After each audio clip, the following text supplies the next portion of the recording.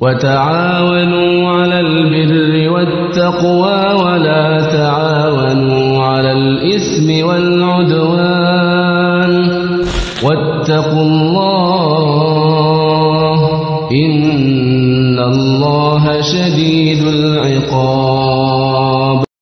Ada yang berpendapat bahwa negara Indonesia ini kafir. Ditanya keterangannya apa?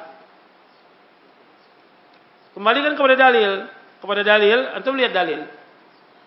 Di Sahih Bukhari, ketika Nabi SAW akan menyerang satu kaum, Nabi suruh sahabat untuk menunggu sampai dikumandangkan azan. Ketika azan dikumandangkan, maka nggak boleh diserang. Berarti dia orang apa? Islam. Karena di Indonesia ini dikumandangkan azan tidak? Dikumandangkan azan di Indonesia ini.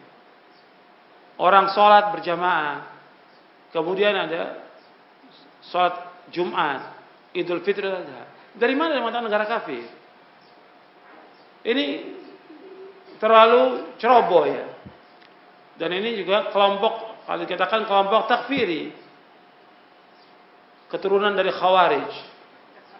Terlalu gampang mengkafirkan orang, nggak boleh.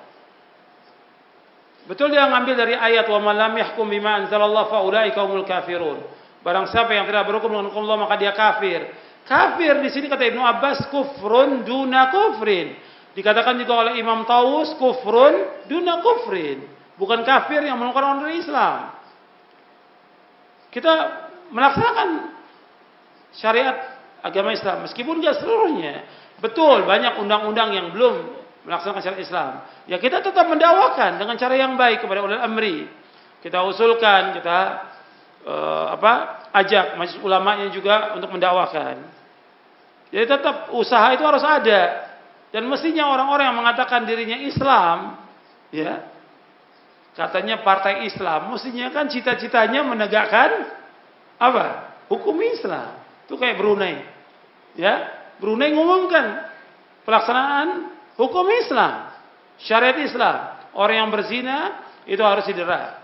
Yang sudah nikah dibunuh. Yang nggak sholat dihukum. Yang tidak puasa dihukum. Harus seperti itu. Ini baru diumumkan oleh Brunei.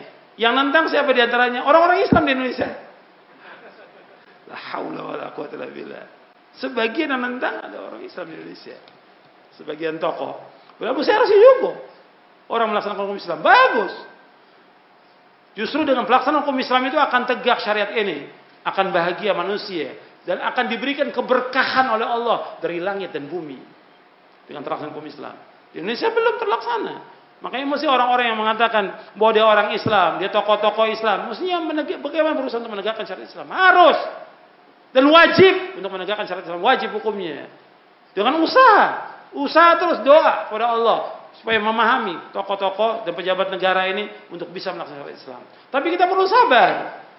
Karena umumnya banyak yang jahil, nggak ngerti agama ini. Perlu sabar dan terus berjuang memahami tentang Islam. Bahwa Islam agama yang indah. Islam agama yang damai. Islam agama yang membawa kemaslahatan. Islam menolak semua kejelekan.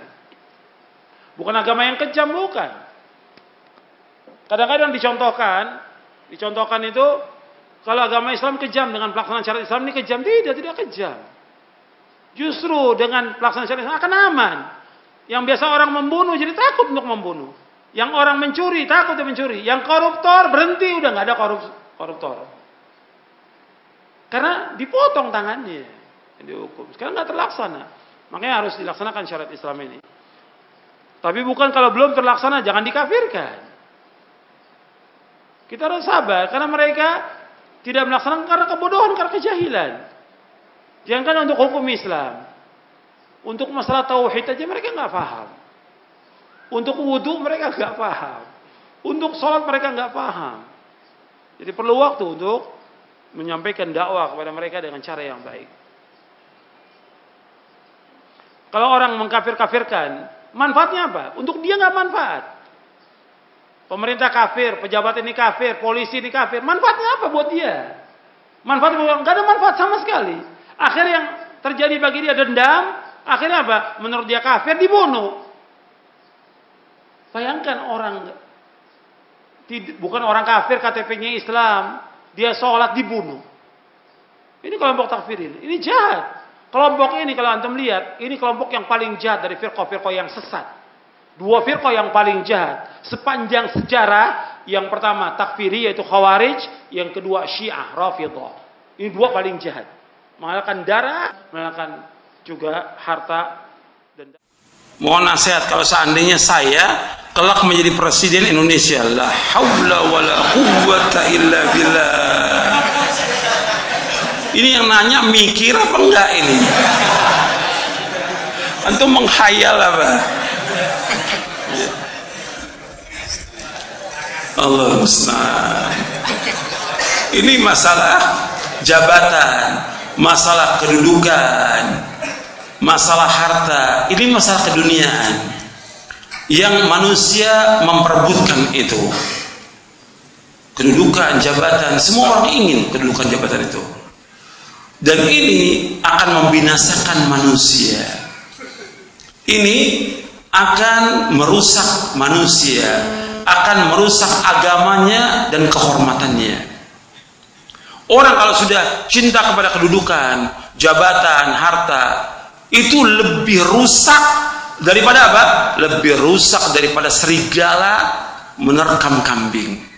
Dalam hadis yang sahih yang diriwayatkan oleh Imam Ahmad dan Imam At-Tirmidzi, Nabi bersabda, "Madibani ja'i'ani ursila fi ghadamin bi'afsadaha min hirsil mar'i 'alal mali wa syaraf li dinihi."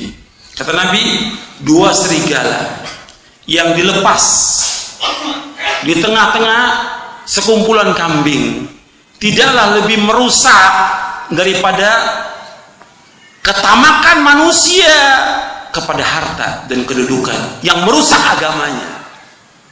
Antum perhatikan, kedudukan, harta itu akan merusak orang. Jabatan akan merusak. Jangan antum menghayal. Justru riasa ini, bahkan Syekhul Islam Ibnu Taimiyah dalam kitabnya Majmu' Fatawa menyebutkan bahwa kerusakan alam semesta disebabkan hubur riasa. Hubur riasa, cinta kepada kepemimpinan. Kita sekarang sebagai hamba Allah, bagaimana kedudukan diri kita sebagai hamba Allah? Ibadah kepada Allah, bukan jadi pemimpin. Nabi SAW ketika ditawarkan tentang dunia, kedudukan, Nabi nggak mau. Nabi ingin jadi hamba Allah, seperti biasa. Harta ditawarkan, Nabi nggak mau. Bukan nggak boleh orang itu kaya, boleh. Tapi ingat, itu fitnah. Lagi kedudukan, antum bisa nanti berhukum. Jadi RT aja antum belum bisa berhukum dengan hukum Islam. Jadi RW, jadi lurah, belum bisa. Bagaimana jadi presiden? Apa nggak berat nanti hukuman di akhirat? Ya. Sekarang yang paling penting, antum jadi imam dulu untuk keluarga antum. Bagaimana menjadi imam? Kan doa kita, Rabbana hablana min azwajina wa dhurriyyatina qurrata a'yun waj'alna lil muttaqina. Antum udah jadi pun imam bagi orang yang bertakwa di rumah tangga antum. Sudah belum? Harus jadi imam. Kita harus ajak istri kita ke sorga, anak kita ke sorga, mantu kita ke sorga, cucu kita ke sorga. Ajak saudara kita ke sorga. Allah berfirman, ya ayyuhalladzina amanu qu anfusakum wa ahlikum nar. Wahai yang beriman, jaga diri kamu, keluarga kamu. Jaga dengan apa? Dengan mengajarkan kebaikan kepada mereka, menyuruh mereka untuk takwa, jauhkan mereka dari perbuatan yang membawa neraka. Kata Ali bin Abi Thalib, alimu anfusakum wa ahlikumul khaira wa adibuhum. Ajarkan kebaikan kepada diri kamu dan keluarga kamu, dan ajarkan adab kepada mereka.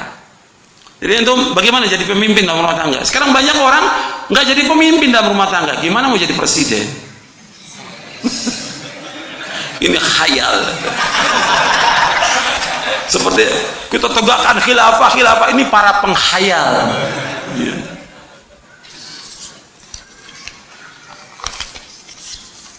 Antum jadi khalifah buat diri antum masih belum bisa.